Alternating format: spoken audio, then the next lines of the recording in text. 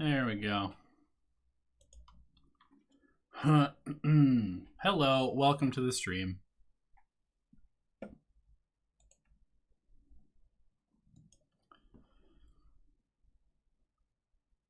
I don't know. I need to get a new mic. This one just like randomly turns off sometimes. I don't know why. But yeah, Jenkins is at Midas mode, so he's not doing this, but the show must go on, so I'm going to continue reviewing some replays today. And yeah, with regards to Wizards fan, if you don't want me to review your replay, that's fine. You can just submit it some other time. It's totally up to you. Does not matter. Now the audio is worse because we can hear me. Okay, thanks for that. I'm going to go ahead and hop into the first replay.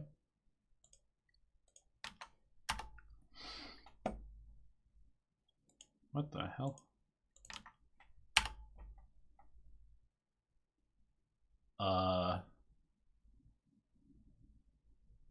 Question mark?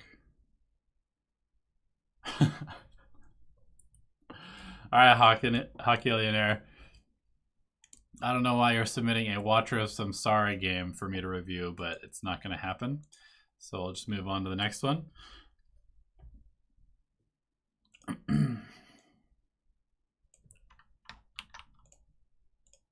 The memes are getting too real, boys. They're getting too real right now. All right. Imamod says, didn't realize I was supposed to post here. Played a hard 5 Oracle this Battle Cup game. Thanks to you guys, I feel like I can understand and win my rank games pretty easily. I always end up playing bad against these kinds of potential smurfs. So you're already blaming the other team for being smurfs. Cool. I had my mindset of out healing and damaging the warlock out of the lane, but that didn't work out. And once my concept gets dumped on by these kinds of players, once again blaming the people that you're playing against, I just lose my train of thought, start random clicking, playing like an idiot. Okay, basically how to deal with potential smurfs. What do I think of the new sets on Dota Plus? They're cool. I probably won't use them. I'm using like one piece of the lion set, but I'm not going to replace anything else.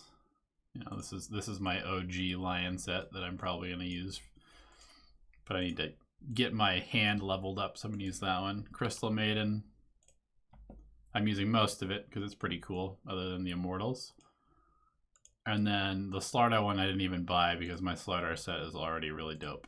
So, like, what am I going to replace on this guy? Probably nothing. Anyway, back to the replay. Let's hop into it.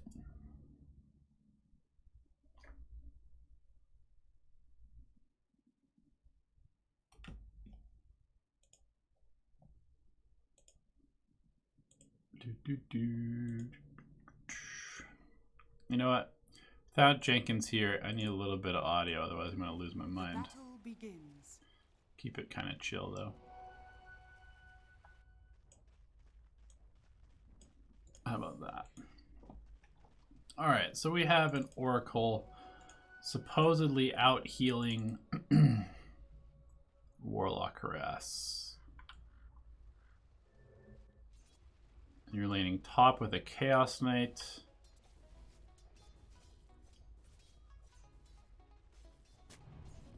What is this skin on Chaos Knight, by the way? What the hell is this? Am I crazy? Is he just like permanently gooed? There's no bristleback in this game. Why is he like that? What is this effect? Is that PL Lance? It might be PL Lance slow. It's bizarre. Anyway, so you're playing position 5, but you're playing in the off lane for whatever reason. If we look at the other lane, we have Spearbreaker Slardar against a Sven Shadow Shaman. I don't really think I like this laning pair up very much at all.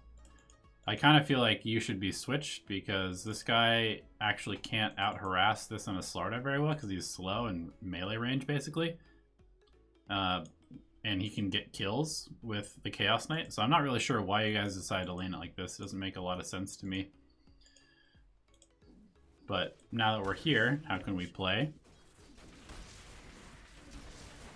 I mean, just right-click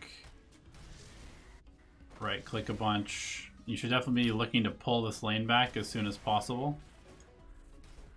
Warlock is just bullying you. You're not using your spells at all.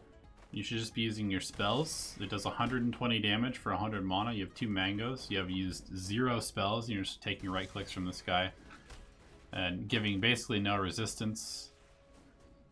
Again, just use your spells to bully him. You could have done that 3 or 4 times already and purged off his heal. Should purge his heal.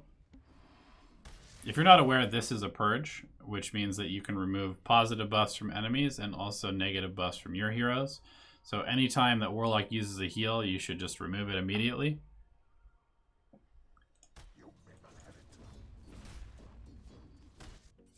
But yeah, I mean, you can see you've used your ability 1 time. You still have 2 mangoes. Again, just purge the heal. You gotta use your spells. If you're gonna play a hero like Oracle, you gotta use your spells. At least the lane is pulling back, so that's good. But at this point, now that the lane is here, I would probably just leave until you need to come back, because this guy doesn't need your help to sit under tower and farm these creeps. So I would maybe go stack and see if I can find a rotation to the mid lane, help out my Wind Ranger, who's probably getting out-harassed by the Skywrath Mage. And just sitting here in this lane doing nothing is not helpful at all.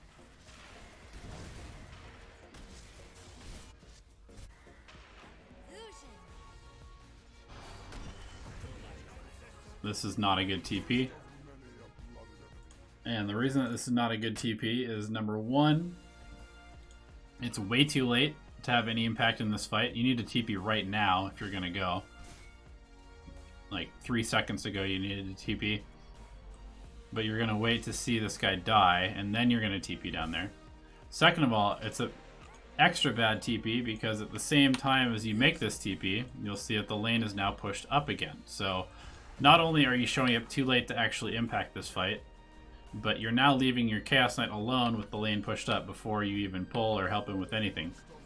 So basically you are doing 2 things wrong at the same time. And now you're just sitting here leeching experience when the lane is, again, basically right under this guy's tower. So this is good. You are going to the bounty runes. Good awareness for that. And I can appreciate that. I think at this point you probably want to loop in from the side and try and kill this guy before he hits level 6. Coming around this way, again, I don't think there's any point for you being in this lane. Your CK needs help, and your mid laner probably needs help as well. If you loop in like this, when this guy hits level 6, you can very likely kill the Skywrath Mage, but tri-laning here in a lane that you're already doing fine in is kind of pointless.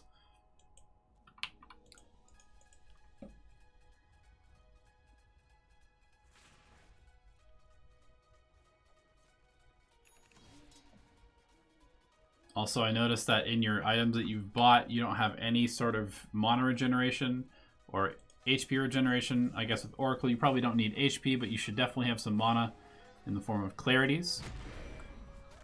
And you should have gone over here and bought a TP scroll instead of just sitting here doing nothing while you were waiting for the camp to be stackable or pullable.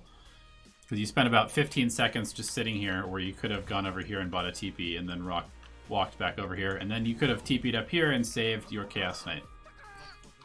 But what I'm seeing at the moment is basically your whole team is playing very reactively, and so something bad happens, and then you show up after the bad thing has happened because, I don't know, you feel like you need to fix the bad thing that just happened, I guess.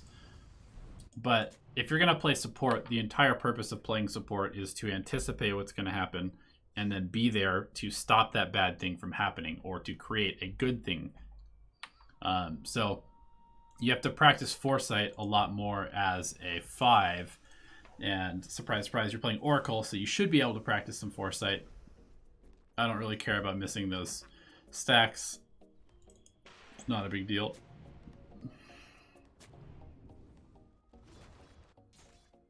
But what is a big deal is just kind of aimlessly wandering around without any plan. And right now, I can basically see that you have no idea what you're supposed to be doing.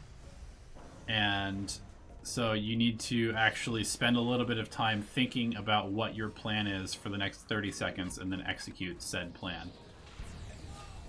This is good. Getting a kill is good, but now you need to figure out, okay, I'm very low.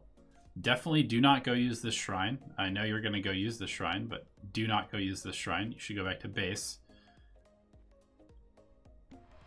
Or maybe you're just going to get salved by your SS. Okay. Well, that's better than using a shrine. I do like that you're checking the map now occasionally. That's better. I think that you should also potentially buy a smoke and smoke with your Shadow Shaman to kill this Skywrath Mage again. As a support, I think one of the most important things to do is to figure out sort of like the order in which the other team comes online. And usually if a lineup is drafted well, you have a early game hero that kind of controls the early game and then passes it to the mid game hero, and then the mid game hero kind of controls the mid game and then passes it to the late game hero, and the late game hero controls the late game. So if you look at your team, you have an early game hero in the form of the Wind Ranger / kind of you and the Shadow Shaman together that control that early game. And then the Chaos Knight is going to be really strong from about, I don't know, 12 to 20 minutes. And then hopefully all of the fights that you've won with the Chaos Knight and your supports are going to pass the game to your Sven, who has basically spent all that time farming and is now like a late game hyper carry who can out carry the Phantom Lancer. That's the ideal scenario. So on the other side, we have a early game hero in the form of Spirit Breaker and Skywrath Mage, who will control the tempo of the game and get a bunch of kills unless they're shut down. And then Slardar and Warlock will kind of take over the mid game with the really nice team fight and ganking from Slardar.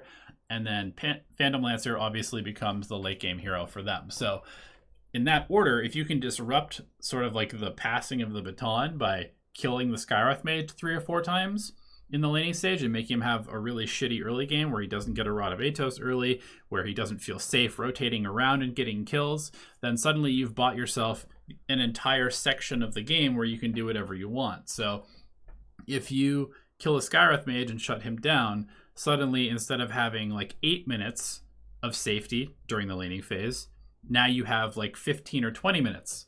And that obviously is a huge difference, especially as your heroes get stronger progressively throughout the game. So, I mean, we'll just kind of fast forward. I'm going to move on to the next replay here. But from what I've seen, I would probably give you about a D- in terms of actual supporting. I think that I'm seeing some good stuff in terms of you picking up these bounties and being aware of that kind of stuff and checking the map. That's all definitely good. This TP is definitely a good idea as well. And if you were a little bit higher level, that probably would go even better. Unfortunately, you spend a lot of the time just kind of standing around waiting for something to happen instead of getting some experience by making plays. But you definitely have some good concepts in mind, but you don't really have a plan. And you need to have a plan as a support because otherwise you end up just wandering around doing nothing. Also, you're level 4 at 10 minutes into the game, so you need to buy the tome and get to level 6 as quickly as possible. Okay, so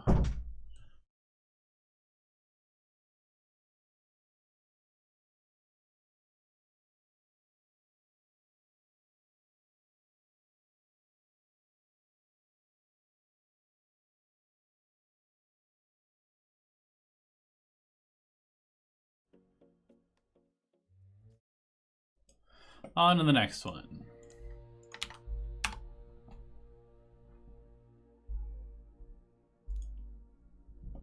And this one is from Ran Manfu, and he says, position 5 Lich, had a pretty good laning phase, I believe, but the game went to shit, and I'm not sure why.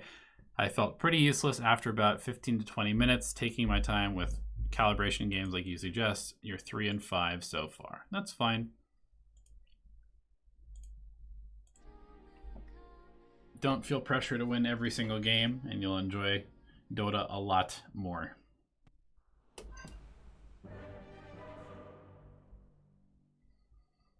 But yeah, I can see this being a pretty miserable game as a position 5 because you have an anti-mage on your team, a Nature's Prophet on your team, and then you're against a Tinker, Ricky, and Pudge.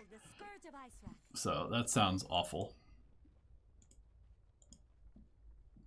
But okay, hopping into this one, we are going to run to the safe lane. Starting items look fine. I'm not sure why you have 145 gold saved up. You could definitely buy like a salve to give to your carry, or another sentry potentially, or a mango, some more mono generation. Also, you had the opportunity to place that ward earlier, so you should have just done it instead of waiting for them to actually get there and potentially spot you.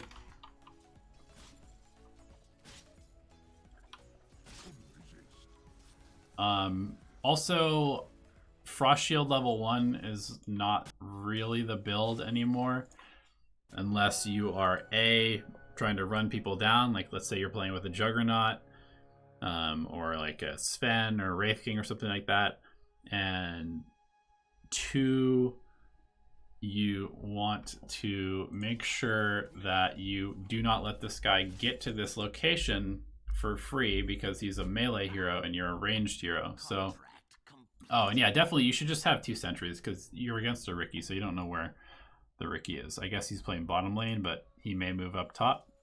But you see how this guy just walks up to the creep wave for free? That should never happen because you're ranged and he's melee and he's slow. So you should be punching him over here. And more than that, if we go all the way back to this, and I know that this is literally the first 30 seconds of the game, but it's really important because you can win lanes right now. You have a 2-on-1 and you are a ranged support, and you should probably have Frost Blast. So if you come up here instead of walking over here to do nothing, and you stand here, and then you Frost Blast him, and you just right-click him, and you just right-click and you kite, and you right-click and you kite, he shows up to the lane with half his HP, and he has to go through all of his tangos within the first 45 seconds of the game, and now he has no regen. So what you're doing right now should happen before the lane even starts. Also, be very careful. Just pay attention to where the creeps are, because this kind of move can be lane losing. Straight up can lose you the lane, because see how you pull the creeps? Now, if you don't immediately run these back to your creeps, these could chase you over here. I've seen people run like all the way over here, and suddenly this creep wave goes into his tower. He gets a full wave of creeps or more for free, and the lane is basically over at that point. But yeah, you need to essentially just be hunting this guy. This is not good. You should never be stationary like this, just standing in the trees. You need to find the angles to attack them from, and you should definitely be checking their inventories, checking for regen. You can see that Crystal Maiden has 0 regen, which means that she should be bullied out of the lane, considering that you have 3 tangos left and full mana, and she has no mana. So you should just pick a hero, in this case probably the CM because she just showed up, and you should just right click her incessantly from in the trees. Not over here. This is way too safe. Just over here. Trade your life for hers, because yours is worth less than hers, because she has no regen and you do. So if you lose 300 health and she loses 300 health, then you can be back at full in about 45 seconds because you just used 2 tangos. Whereas if she loses 300 health, she will be perpetually low in the lane, and therefore way more scared to come up and right-click the anti-mage or do anything useful at all. It shall not be.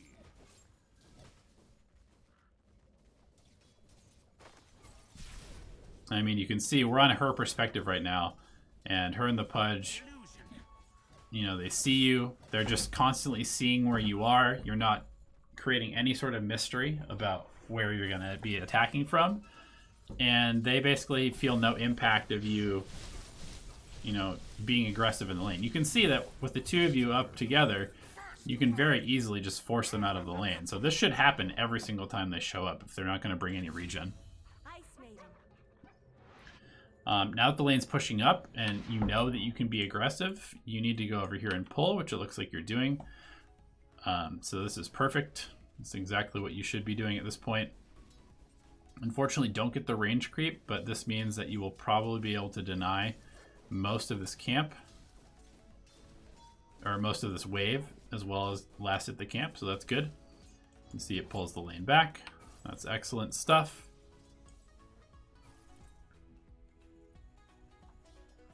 And let's see what your skill build is. Again, I definitely think you probably go... I kind of like the idea of going 1-1-1 in this lane, just because it gives you more kill potential, because you'll have a slow and a disable, as well as your frost shield slow. I don't think that this necessarily scales that well against this lane in particular. Like 30% damage reduction is already insane for the laning stage. Of course, 60% is nuts, but it does also drain a lot more of your mana as you level it up. I think it's kind of up for debate. If you feel like you can get a bunch of kills, get Sinister Gaze. Otherwise, just level up Frost Blast, I would say. And then Frost Shield as needed.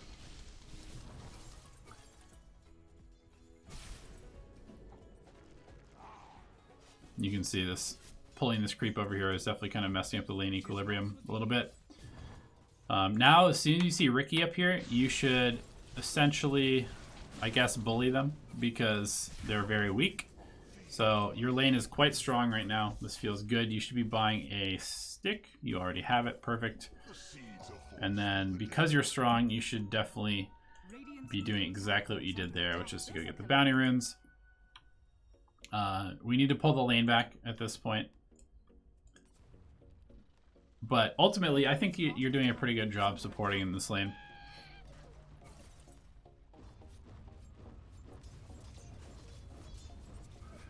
I wouldn't have too many complaints. Again, get the pull off. That's definitely good stuff. And if we're kind of going through the same idea of the last game, if we think about their team, their early game is going to come from a combination of the Pudge, Crystal Maiden, and probably the Ursa.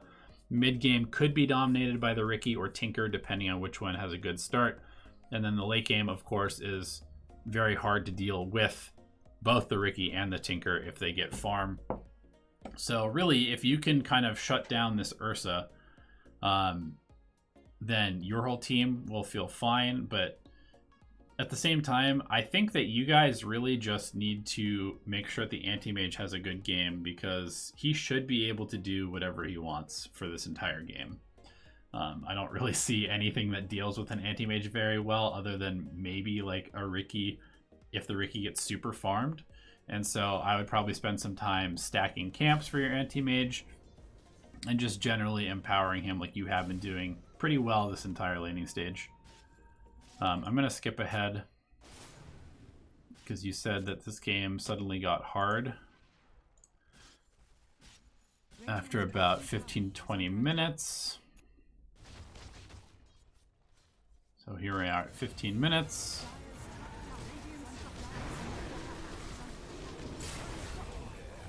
Unfortunately, your anti-mage dies because he's making a mistake. I think that in this game, I really don't like the idea of going for a Glimmer Cape first. I think if you get a Force Staff first with basically the same money that you're spending on a Glimmer Cape, then nobody on your team should die. Glimmer of a Cape is definitely fine also, but Force Staff will save your anti-mage from Ricky Smoke Cloud, it'll save people from Pudge, it'll save people from Ursa, save people from Crystal Maiden, and while the Glimmer Cape could also save them, it's not quite as reliable because they could just have detection, and then your item is worth nothing. But okay, so Ursa gets fed like a triple kill, and suddenly they have a net worth advantage. And let's see what we do now.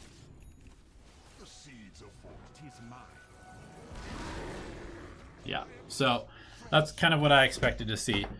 Basically, in a game like this, where you're against Ursa, Pudge, Ricky, you need to be incredibly careful with where you're standing and how you're moving. And you should pretty much just try to stick around your teammates. It's going to be kind of boring, but in reality, it's the best play because you have 2 defensive capabilities. Also, not having a point in Sinister Gaze at this point is not good. You should definitely have Sinister Gaze. That spell is really good. But yeah, if you just sit behind your cores and save them over and over from this Battle Fury Ursa, then you're just going to be able to turn fight after fight after fight, and they're not going to get anything. And since Ursa scales way worse than an anti-mage does, you shouldn't have any problem winning this game.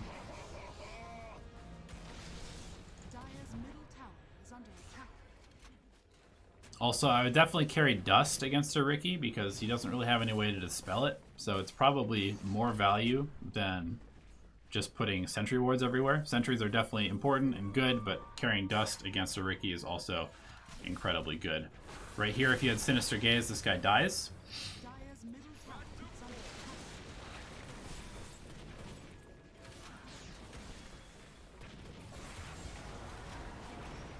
But yeah, you pretty much just want to sit behind your cores and keep them alive because their team cannot do anything without getting kills on people. So if you just keep people alive, then you're going to win this game. So definitely want to Force Staff. Glimmer is also good, as I said, but I think Force is just better.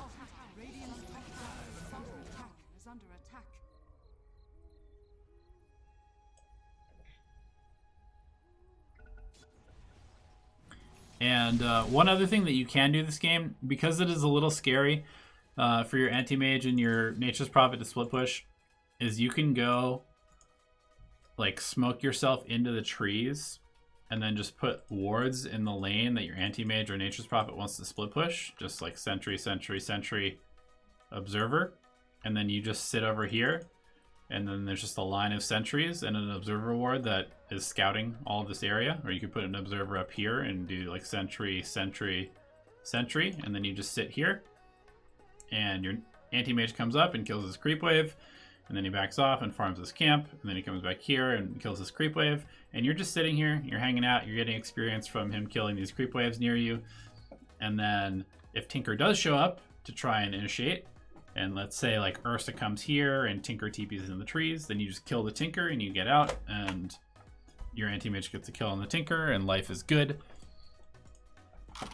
So that's basically how you want to play this kind of map, or this kind of match against a lineup that has a lot of pick-off potential. Is just put yourself in a defensive location or a defensive position behind a hero that wants to be playing aggressively. And since Nature's Prophet and Anti-Mage both want to be split pushing, just pick one. Pick the one you think is the most competent, the one who's like showing the most correct decision making, that kind of thing.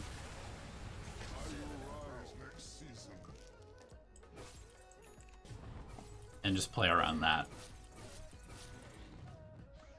But yeah, I can definitely see how you start to feel really, really useless in this game because you have two split pushers. And then neither of them is really feeling empowered to do anything, and you're against a huge pickoff lineup, so it's very hard for you to get out, but that's why you just use smoke and you sit in the trees. All right. That is it for the replays for the week. So I will take a couple from chat and then probably call it there. So I can have a nice early end of the replay session this week since Jenkins isn't here. So yeah, if you want to put your replay in chat, needs to be a loss. Don't give me any wins. I won't look at any wins because I just don't care how dope you were, how sick your plays were. Just want to see how bad you were so I can tell you how to get better.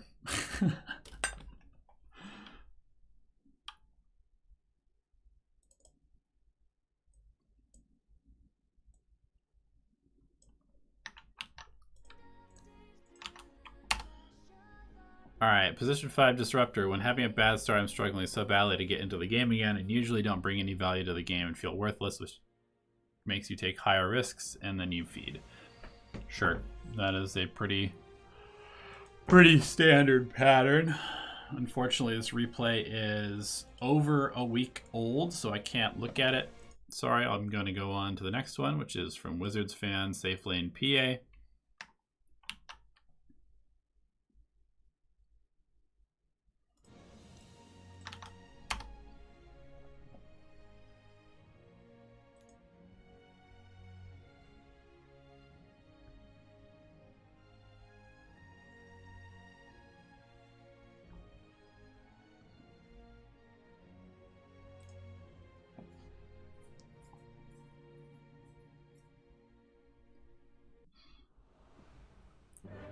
Somebody throw the gentleman in chat a Discord link. Would ya? Do me a favor. Prepare for battle.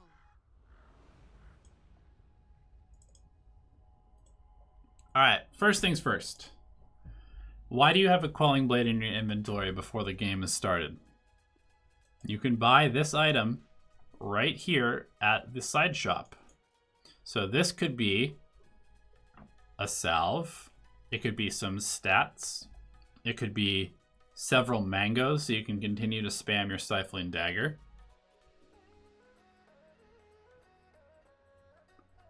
Wizards fan, you told me not to do it because you wanted Jenkins to look at your carry replay. So I skipped it because you said you wanted Jenkins to look at it. I didn't skip it unintentionally. But if you want me to look at this replay, I will. But yeah, you should never have a Quelling Blade at this point in the game. You should also never trade with a Slark as a melee hero at this point in the game. Because he's stealing your damage and your armor.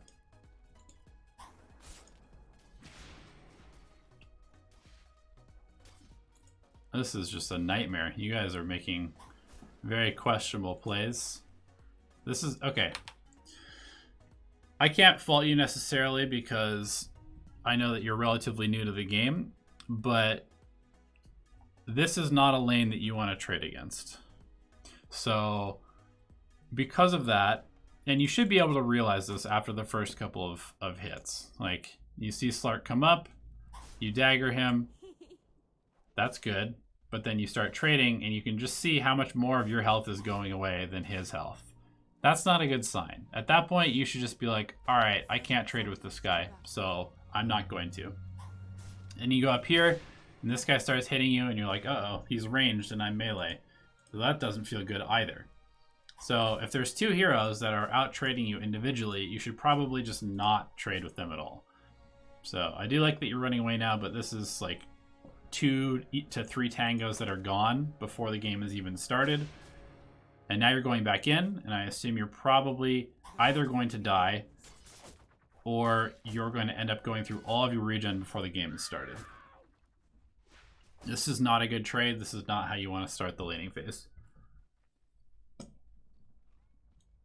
Alright. Now, if you had a salve instead of a Quelling Blade, that trade might be okay, because at least you could start the lane with full HP and probably 5 or 6 tangos. So that would be a little bit more acceptable.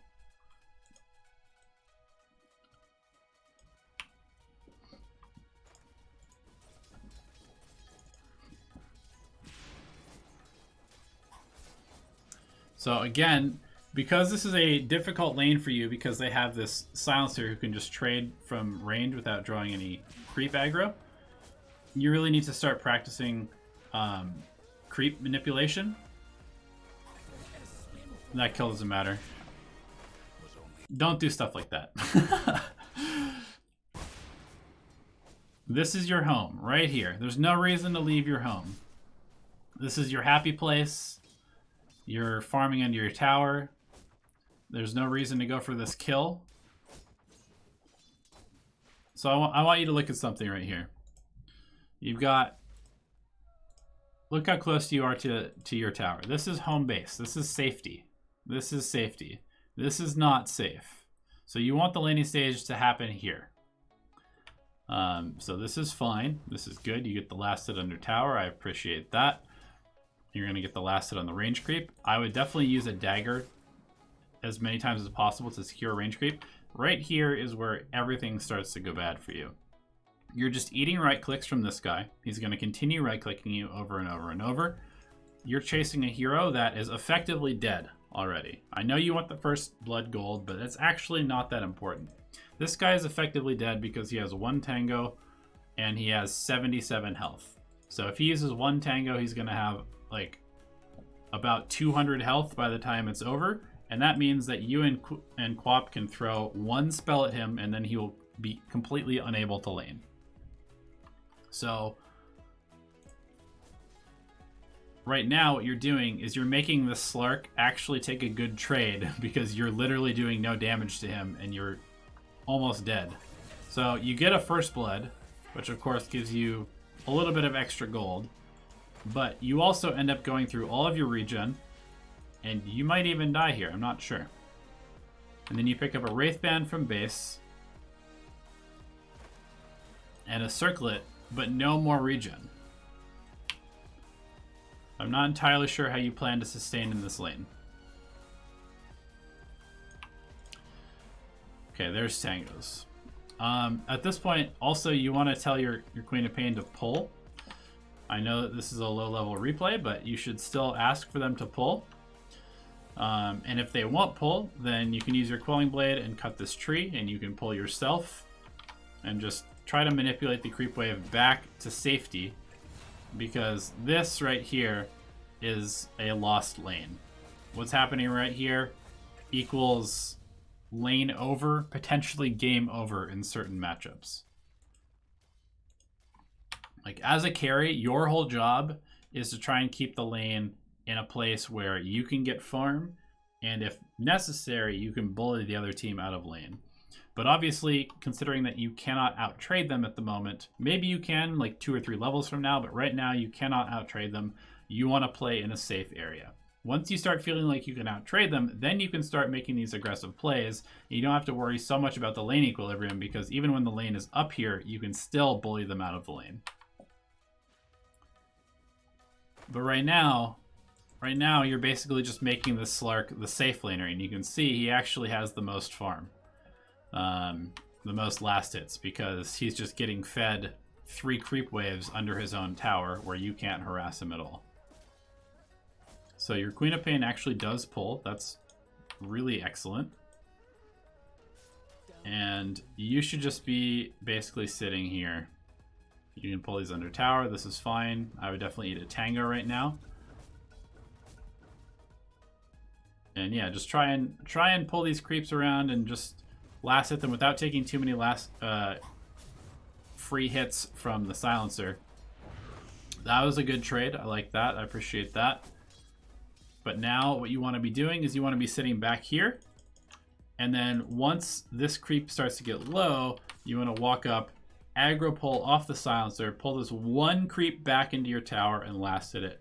And that way you can avoid like 5 or 6 right clicks from the silencer by just standing near the creep wave. It's very aggressive of you.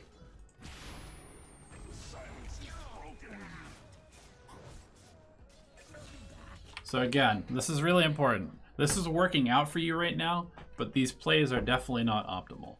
Also, if you're going to be fighting this much, you should 100% of the time buy a stick. If you're going to be trading, if you're going to be playing this harass game, you absolutely need to buy a stick. because that is what Magic Stick does, is it helps you out trade people.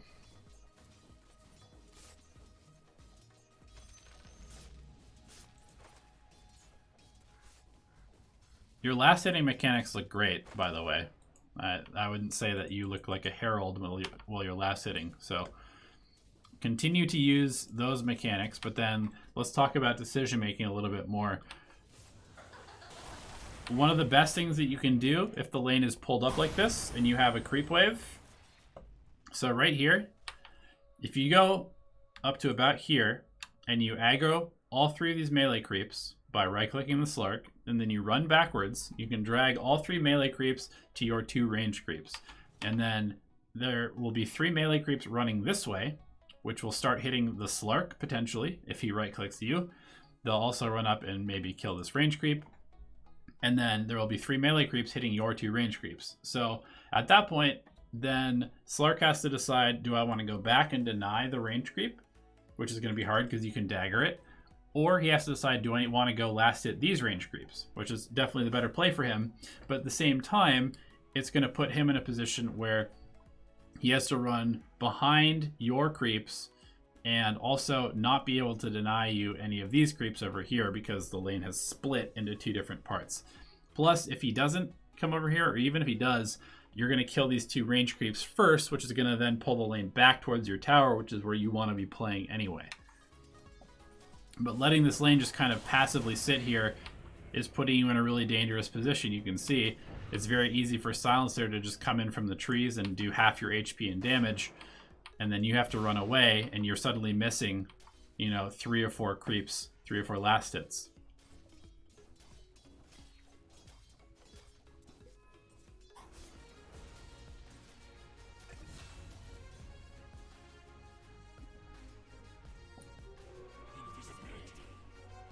So this is good. I definitely like this, that you guys are both coming over here to try and contest the bounties.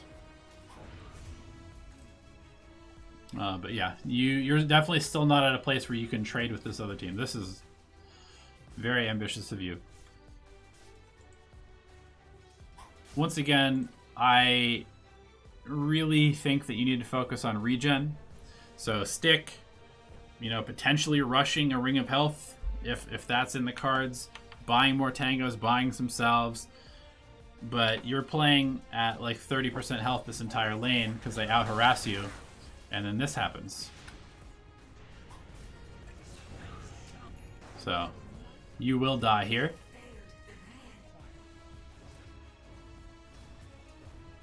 And that's quite a bit of gold going to the Silencer.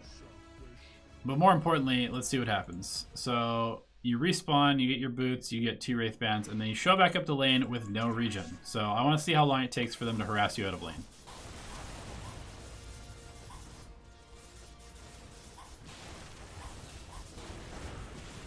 Alright. You're now stuck out of lane again, and you're going to die because you're too low and you don't have any regen. So I think those are probably 2 deaths that could have been avoided if you just had more regen. And now we're back to lane again, and now we're at like a 3rd health again. And we have no regen. I know I sound like a broken record right now, but you're spending all this gold, you're buying Phase, you're buying 2 Wraith Bands, you're buying a Blightstone. Just buy a set of Tangos instead, or save it for a Ring of Health, and this lane goes way better for you.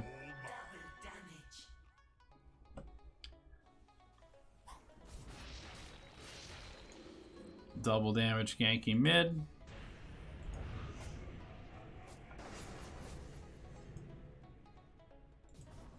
I appreciate your enthusiasm. However, there's one thing that you really need to understand about playing carry, and that it is your job to make space for your team by pushing creep waves and sort of making them feel the pressure to stop you. It's not really your job to roam around the map and get kills. And so even though you have a double damage rune, if you look at any pro, unless this guy is like 30% health and up here, the pro will probably not make this rotation up here. They'll just go hit some neutral camps that they would otherwise not be able to kill very quickly without a double damage rune. So you don't just have to waste the double damage rune by just walking back to your lane and continuing to last it. You can use it to take a camp or an ancient or something like that if you're over here that you wouldn't be able to kill otherwise. Or you can come back to your lane. You can bully the person that's in your lane out with the double damage. Or if the person is very out of position up here, then you can run up and maybe get a kill and rotate up to the triangle or the top lane afterwards. But definitely don't just go for like a solo gank on somebody who's under their own tower just because you have a double damage rune. Dire's Radiant's middle tower is under attack.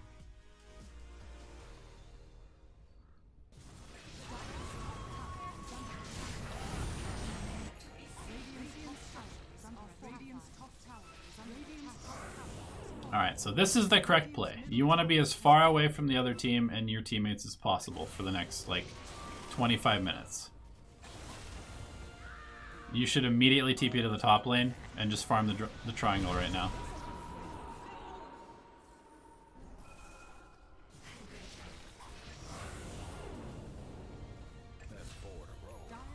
Radiant's tower is under attack. Radiant's middle tower is under attack.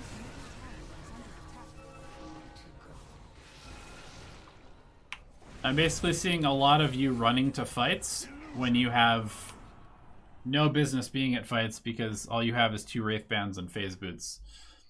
So if you're going to go for a Battle Fury, you need to just go for the Battle Fury and don't fight until you have it. The whole point of getting the Battle Fury is to get it early so that you can continue to accelerate to the point where you can take over the game. As a carry, you want to get to your items that will win you the game. And until then, you should be very, very focused on farming. If you're showing up to constant fights, then you are not playing carry correctly because you are the late game insurance policy. So how do you win this game? I would say probably by getting 6 slotted, honestly, because their team is quite good against you. You need a BKB, you need a Satanic, you need a Battle Fury, you need probably a like a Scotty, potentially a Manta to get rid of the silence and not have to use your BKB every time you get silenced. So yeah, you need like 5 or 6 items before you feel like you can just win every single team fight. And so your job is to get to those items. It's not to show up to fights. You have a very kind of random lineup. You have a support Guap, but you have the ability for your teammates to fight elsewhere.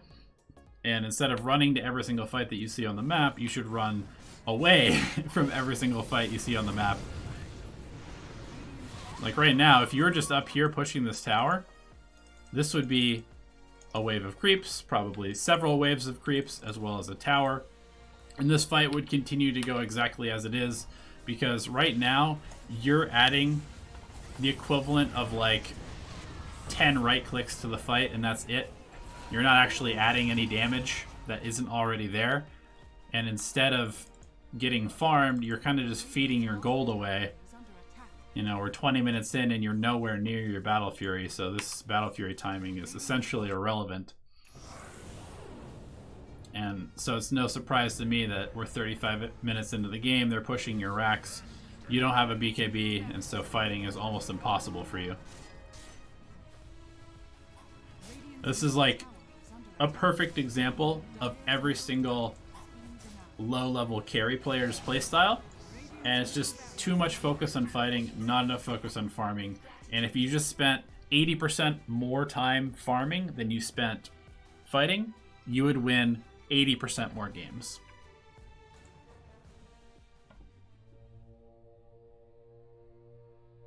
All right, I'll take... Okay, we got one more from Patreon. So this one is from Hawkillionaire.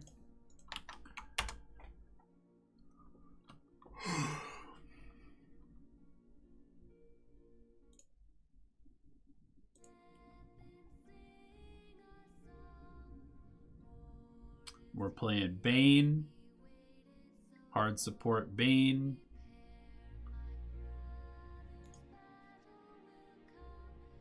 We're against a Night Stalker. Feels bad.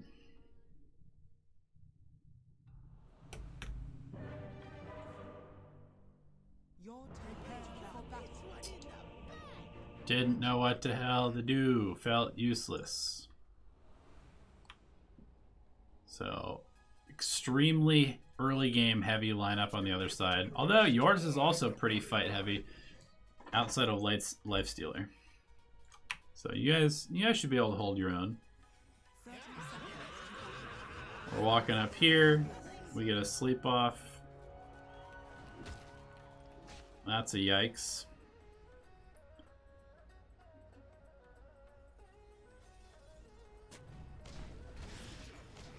Bullying this ogre. Not gonna lie, not a huge fan of going Nightmare first. I think Brain Sap first is just always better. Like, the mana efficiency you get from this, sure, it sets up a hook, but dear lord, you have no mana pool to sustain this. And so, I think you gotta go Brain Sap. I mean, look at this, 75 mana, or 75 damage for 90 mana, plus you get HP back for it. It's just so much better for trading. So yeah, having gone sleep first, I think you basically should just try and get to level 2. Your goal now is to get to level 2 because you're completely fucking useless. Tower is under attack. Radiant's bottom tower is under attack. Yeah, trading without Brain Sap is not good. Trading without Brain Sap is not a thing on this hero.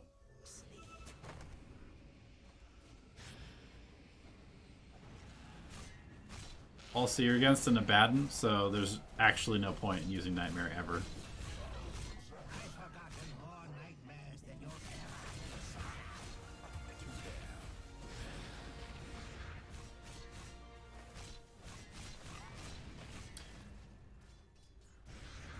And yeah, I would say you should be able to outtrade this Night Stalker by just playing the range game. You're faster than him. You have range, obviously. Well, he doesn't. So you should just kind of like hide in the trees, trade him a little bit. But he also has a lot of natural regen. So I think you probably, because you're playing with a Lifestealer, should just spend a lot of time just pulling. Just pull. Just pull, pull, pull, and then look for opportunities like this to rotate mid and kill this guy, because that would be nice. I mean, your Lifestealer should be fine in this lane. This is not really a lane where Lifestealer should ever die until it's nighttime, maybe. And so I would pretty much just look to maybe gank mid a bunch of times.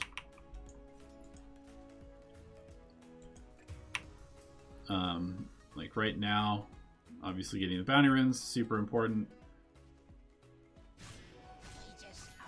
This is fine. This is dandy.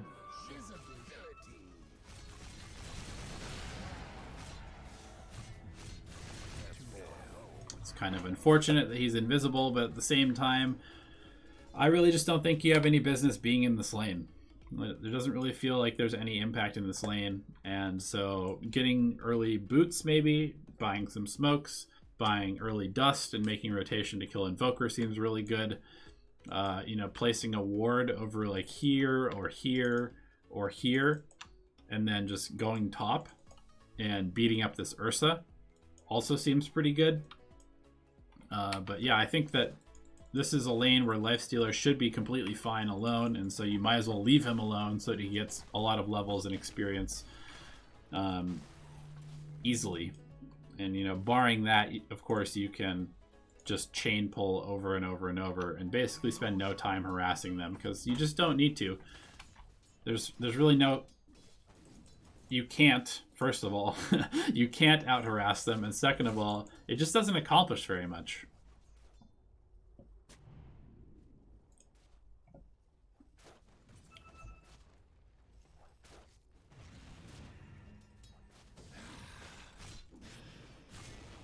Yeah, you're dead again.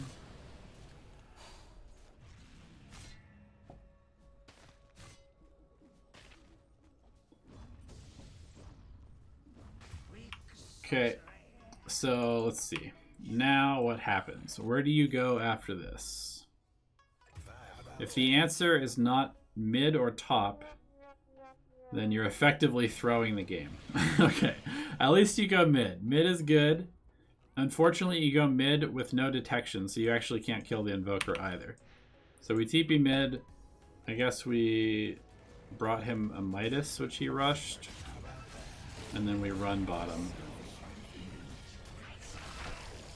We get 2 kills. Cool. That seems fine. So your itemization, you buy 4 observer wards and no detection. Sir, do you understand that you're playing against an invoker? An invoker is literally their late game carry. Because I don't think there's any point... I don't think I've ever come up to a point where buying 4 observer wards is a good idea. I would love for this to be 2 observer wards, 3 at the max, and some dust. Maybe a couple of sentries.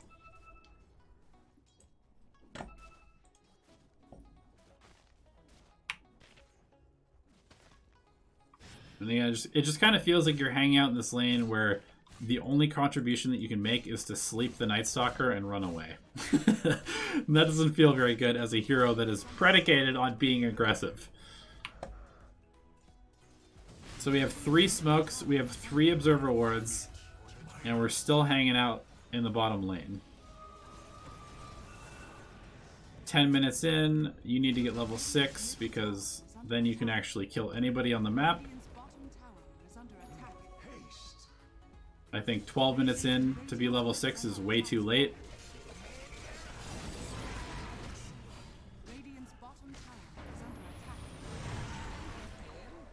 How do you die there?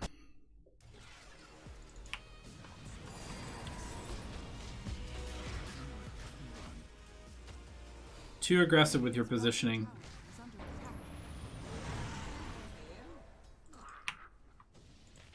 Still just holding so many wards. If you're going to buy these wards, they need to go down. And this is actually something that I can honestly say that I've done many, many times, and I now have it as a rule because it is one of the most game-losing things that you can do, and that is to buy all of the wards and then show up to fight after fight after fight after fight and not place any of the wards because you're constantly getting distracted. We saw you TP to the top lane, you have all these wards, you're like, I'm going to go ward their jungle. And then a fight happens and you just like run to the bottom lane. Don't place any wards at all. You respawn because you die, because you have no farm. And what happens? Oh, another fight's already going on. Okay, I'm going to go to that fight and again, not place any of the wards. You've had 3 wards in your inventory for like 6 minutes. Why do you even have them in your inventory if you're not going to place them?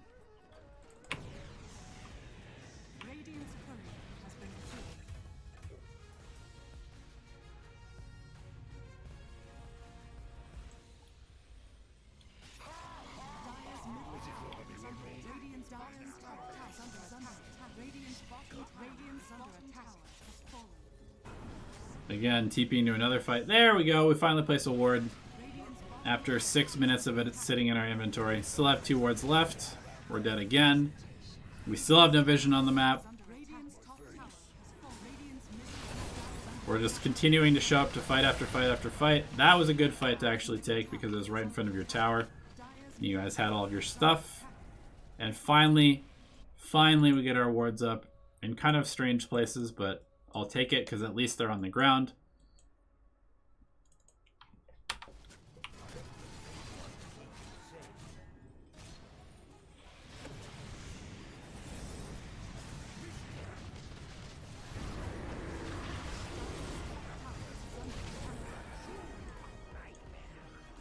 Also, in fights, it's really important as a support to have a plan. I think your plan in this game is literally to just sleep the Abaddon every single fight and leave him there.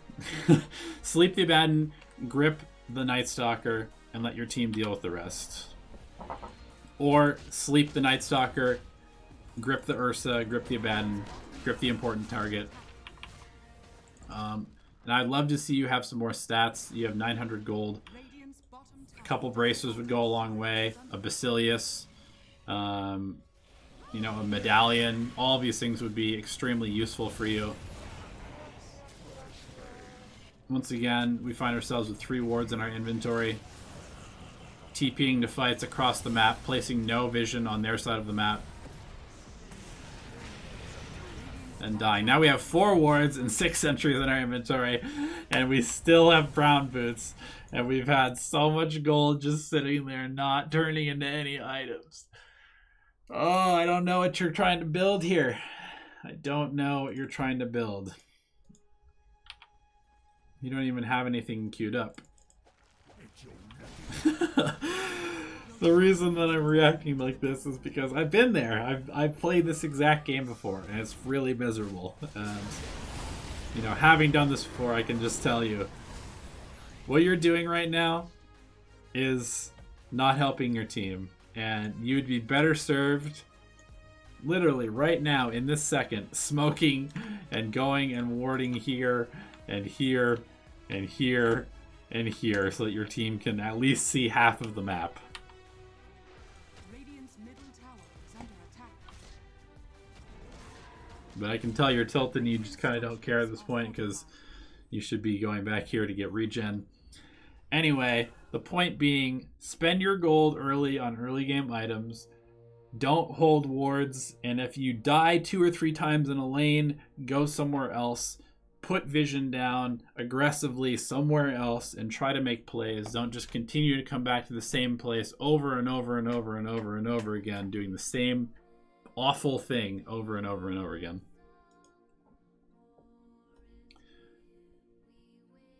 Alright guys, I'm going to go. I started a little bit late today. I apologize for that, but we are done with our Patreon replays, and I am going to go work on some content. So thank you guys for tuning in. Thank you to our Patreon people for supporting us, and we'll see you next week. Hopefully Jenkins will be back, so at least you can listen to some jokes in addition to my dry